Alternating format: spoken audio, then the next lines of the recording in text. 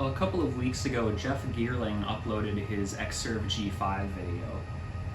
I thought it would be cool to watch it on my Xserve G5, but this thing doesn't have audio outputs. I figured instead I could watch it on my eMac G4, but that kind of defeats the purpose of watching it on the Xserve G5 because it's a video about an Xserve G5. Instead, I figured I could necessitate the Xserve G5 in the workflow by making a NetBoot image of the eMac and hosting it from this machine, and that's what we're going to do today. All of the computers you see in this video will get videos of their own. I have an eMac G4, this is a 1.42, and a PowerBook G4 1.5, and this has System Image Utility copied over to it. If you didn't know, System Image Utility is used to make net install and NetBoot images for hosting these machines on a network. If you take a look, Untitled there has macOS 10.5 server on it. That's just an extra partition I have on this hard drive for testing. This FireWire 400 cable is connected to our eMac, which you saw was in target disk mode. If I plug that in,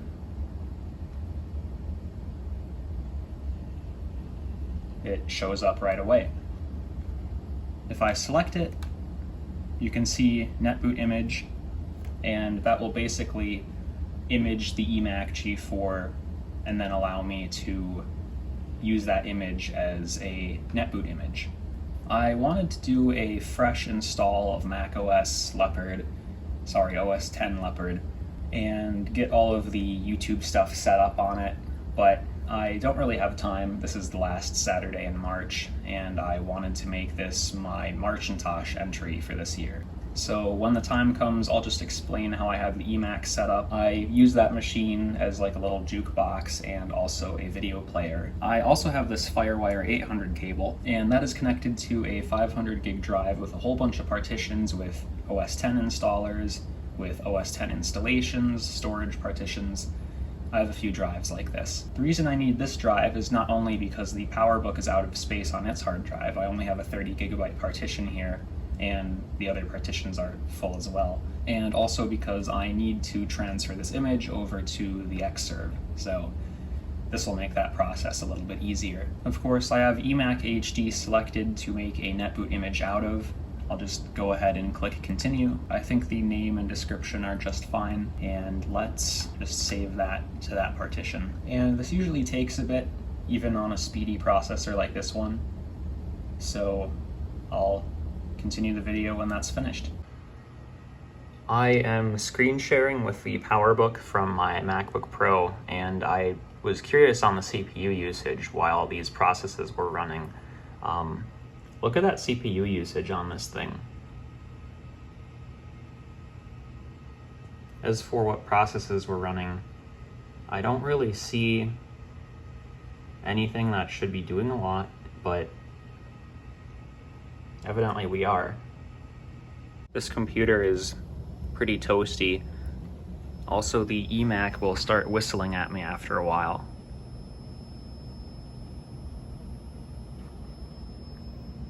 The last clip was the screen sharing footage from this computer.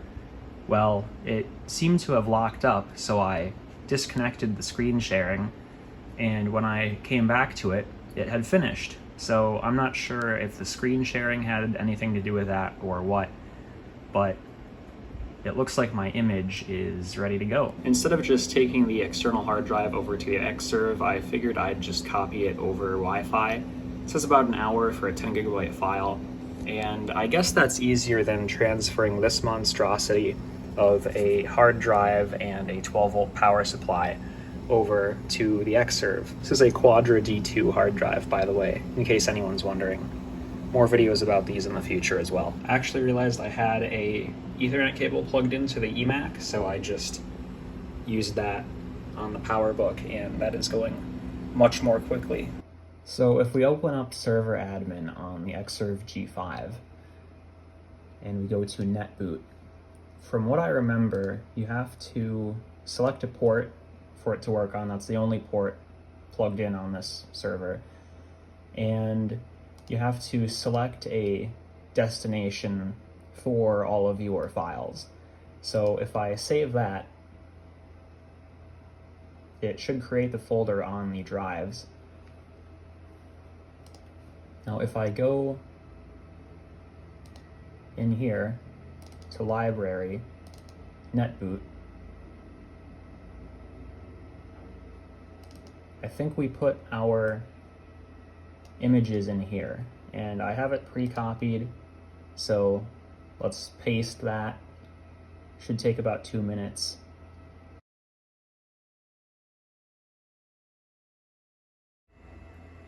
So now that that's copied over, universal architecture, I don't know if that will make a difference because it is made on a PowerPC system. I suppose I have a couple of laptops that should work, so we could try that out later. NFS protocol, I don't really care, that's fine. Enable that, make that the default. And yeah, diskless, I mean, it's NetBoot, right? So let's save that and start the service. No errors, that's great. Let's go try it out on the eMac.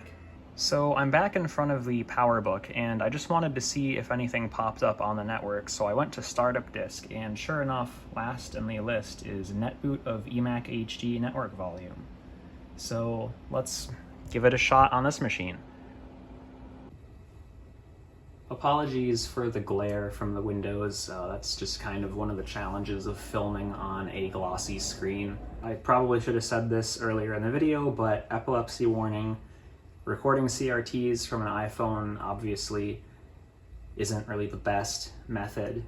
Eventually I'd like to get my VGA capture setup going, and that's actually the video you were supposed to see in place of this one, but I'm having some issues with that, so next video? Anyway, let's go ahead and turn this machine on. Hold down Option.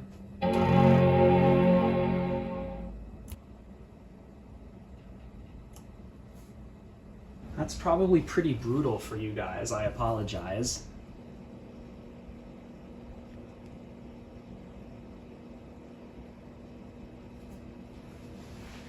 Well, that's a good sign. I shouldn't end up noticing a difference because, of course, we are just making an image of the same computer.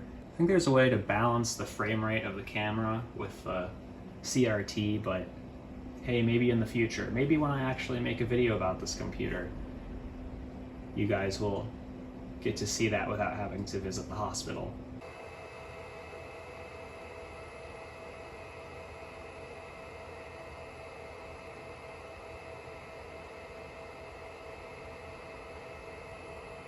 It's odd that that drive isn't doing anything because I think those are in a RAID 0 set.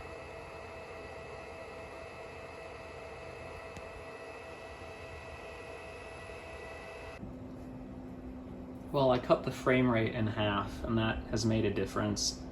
It'll let me do 4K at 24 Hz, but it won't let me do 1080p at 24 Hz for whatever reason, so 24 frames per second actually made a big difference, but I don't really want to record this in 4K. I suppose my editing machine would be just fine with that, M4 MacBook Pro, so good to know for the future. One thing to note about all of the eMacs is they only got 10100 Ethernet, they never got gigabit. So, you know, even though we are booting over Ethernet, it is still going to be a little bit slow in that regard. In the meantime, I'm going to connect my PowerBook back up to the Wi-Fi.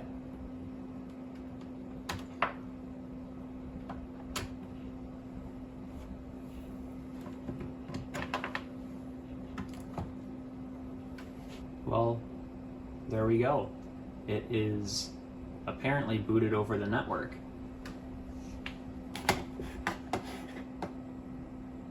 Now, if we go to Aquafox, that's the browser I have set up for this. Also, if you go to r/vintageapple, there are a lot of posts about browsers being updated for these machines, etc., etc.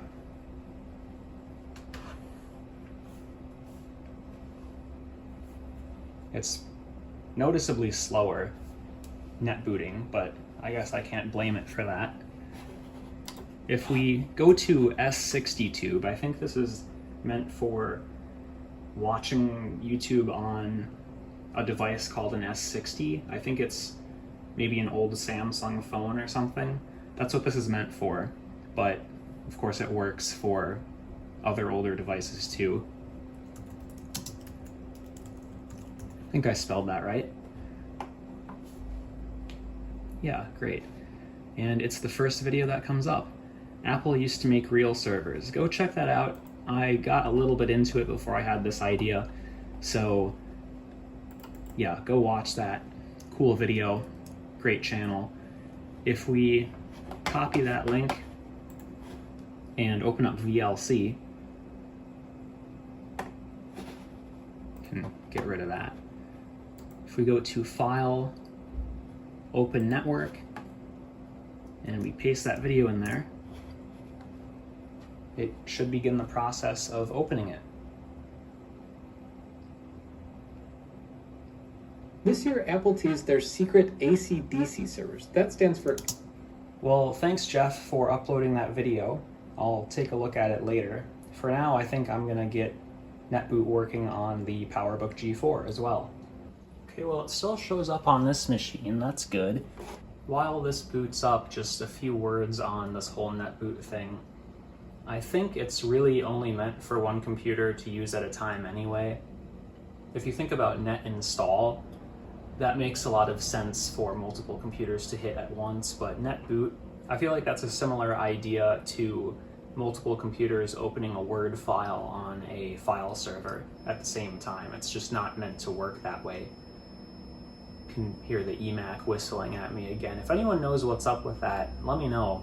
As for the rest of this video, I think getting this to work on other machines is going to have to wait for the dedicated NetBoot video that I want to make in the future. This is just kind of me messing around with a couple of computers with a singular goal in mind, not overall to have my systems all boot off the network. So in the future, you guys will see that. For now, I am gonna settle with getting this computer to boot off of the Xserve. That's all good and working. I guess you could say I've completed my goal for this video. I think I mentioned it earlier, this is my entry for Marchintosh. It's a celebration of older Macintosh computers that happens every year in March. The idea is to just make some content about your older Apple computers, and of course, ideally upload that content during March. So, hey, it's the last Saturday of March. That's when you guys are gonna see this video, is later today. So, with that said, thanks for watching. I hope you enjoyed, and I'm going to enjoy my Jeff Geerling video now. See you in the next video.